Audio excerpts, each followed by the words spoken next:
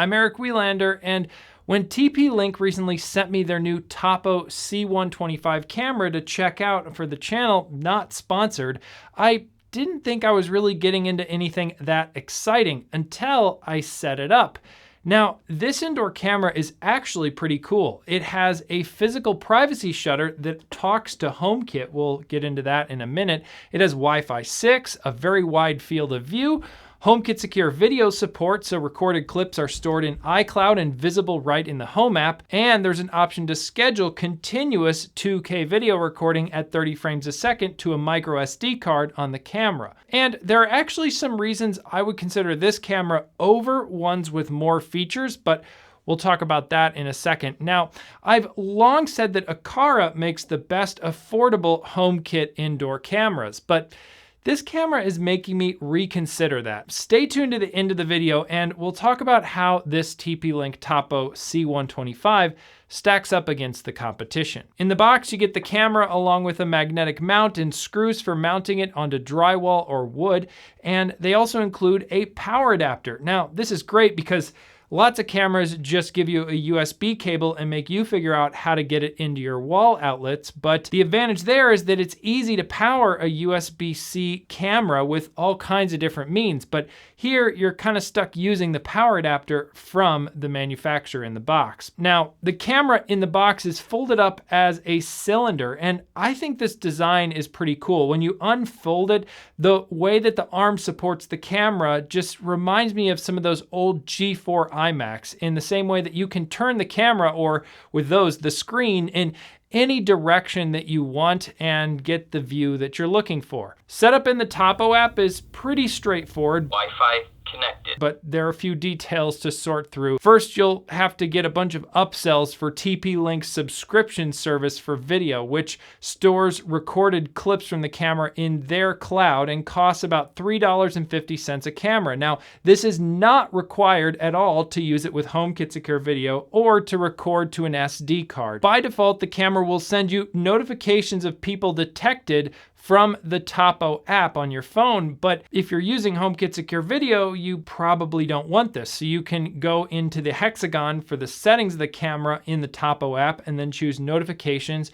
and then turn activity notifications off. For adding to HomeKit, you just go into the settings again in the Tapo app and choose to add to your Apple Home, and you can scan the HomeKit code on the bottom of the camera. Now, I had this fail for me the first time, but then just after unplugging the camera, plugging it back in, I was able to get it added to HomeKit straight away, and it works great. We'll talk more about HomeKit Secure Video with this camera in just a minute. But one other thing you're probably interested in with this camera is the privacy shield. Now, to activate the privacy shield, you just press a button on the side of the camera. When you do this, if you have the camera added to Apple Home, you'll see the status of the camera get set to off, and everyone in your home with status notifications turned on for that camera will get a notification that the camera has been turned off. And at that point, no video or audio are recorded. This is a really cool feature and makes a lot of sense for an indoor camera, but some people might consider it a security flaw that it's just right there on the side of the camera for a hypothetical bad person to just tap on their own. But you're still going to get the notification, and it's kind of hard to get to without showing your face to the camera. The other thing that's right there and accessible, of course, is the micro SD card. So while your recordings might be going off to something like iCloud, you can do continuous recording on the SD card, and that could pretty easily be removed by someone. But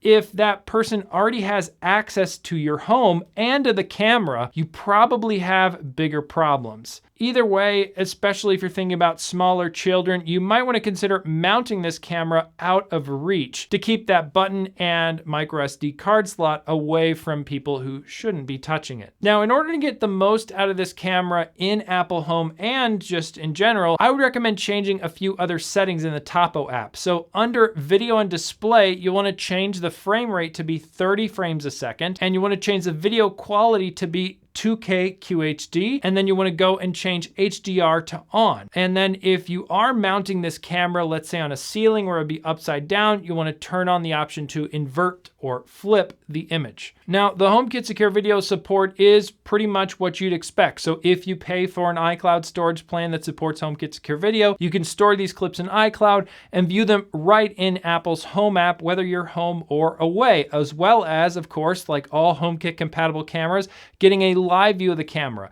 A motion sensor is also accessible in the Home app, so you can use that to, let's say, turn on lights automatically when someone walks in the room with this camera on. Now, of course, that's not going to work if the privacy shutter is enabled. It's using the camera, as best I can tell, to detect that motion. Now, I recently did a video all about what you need to know about HomeKit Secure Video, but what I mentioned in that video was connectivity issues with some HomeKit cameras. And so far in testing this camera, I haven't seen any Wi-Fi dropouts. I think some of that is because of the Wi-Fi 6 advanced Wi-Fi connection here. By default, TP-Link bakes their Tapo logo as well as a timestamp into the video, but you can turn this off in the Tapo app under Video and Display and on-screen display info settings. And you can also add a bit of custom text you might want to have overlaid on the footage, let's say the room name like living room if you have a bunch of these. Now, TP-Link sells a slightly more expensive version of this camera that has pan and tilt functionality and a little bit narrower field of view. And Aqara, that I mentioned earlier, sells a lot of HomeKit compatible cameras that are pan and tilt cameras. And I've always thought that that's kind of nice because you can, from afar, use the manufacturer's app and reposition the camera to point in a new direction.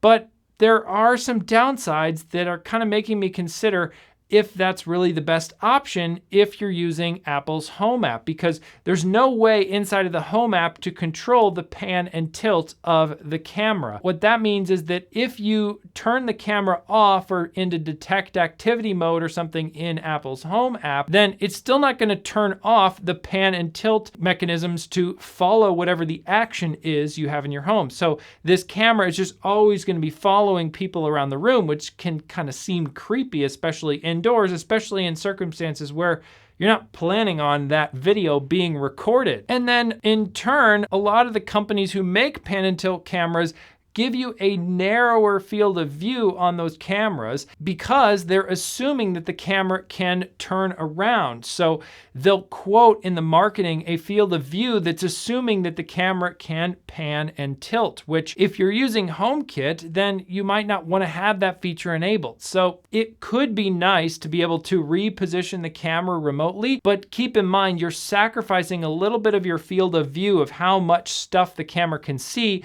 when doing that. I think in a lot of cases, I'm starting to lean more towards using a camera like the C125 that's just stationary rather than going for a pan and tilt option. Now, if you want to use a micro SD card with this camera, it can be set up in the Tapo app to record clips or continuously. The camera does have on-device recognition of things like people and can record those clips straight onto the SD card. When you insert the card, the camera talks to you telling you that you need to format it. The SD card is not formatted. So you just go into the app and format the card, or in other words, erase everything that was previously on your memory card.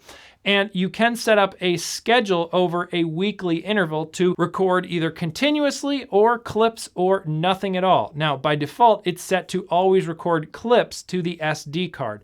And of course, continuously means it'll just always be recording the video and saving that to the card. And then you'll also probably want to turn on the setting which will then automatically delete older video as the card starts to fill up. And that gets me to the size of the videos, which are recorded in 30-minute increments. I have a 64 gigabyte micro SD card, and with the video quality set for the 2K maximum, I was getting around 12 hours before that card started to fill up. So I would recommend, if you are thinking of doing continuous recording all the time, you might want to move to a 128 gigabyte or higher storage card so you can store more than 24 hours of footage. Now, you can only access the clips from the SD card when you're on the same Wi-Fi network as the camera, unless you pay for TP-Link's cloud service, and then those clips go up to their cloud. Of course, you can always remove the SD card from the camera and just read the footage straight off the SD card if you prefer to do that instead. So how does this camera stack up with the competition? Well, the closest competitor I think is Aqara's G2H Pro, because both cameras are not pan and tilt. They have similar field of view.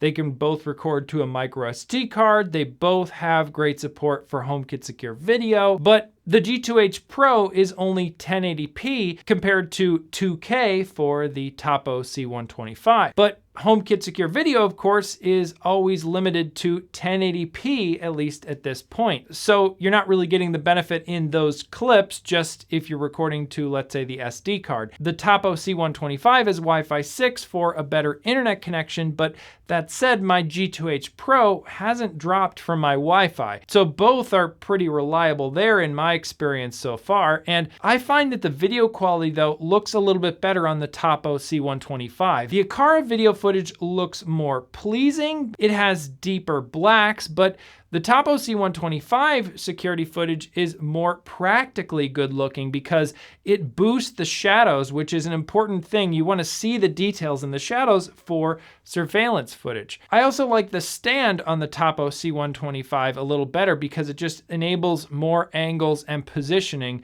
than the Aqara G2H Pro. Now, if you want a hub for Aqara sensors, or you already have other Aqara cameras, then I would still go with the G2H Pro. But if you aren't interested in any of that, I think the Tapo C125 is a great indoor HomeKit camera. I just wish that TP-Link would also make wireless outdoor cameras that worked with HomeKit Secure Video too. Now, I have a video linked on the screen that you will probably enjoy, along with a recent video I did all about HomeKit Secure Video.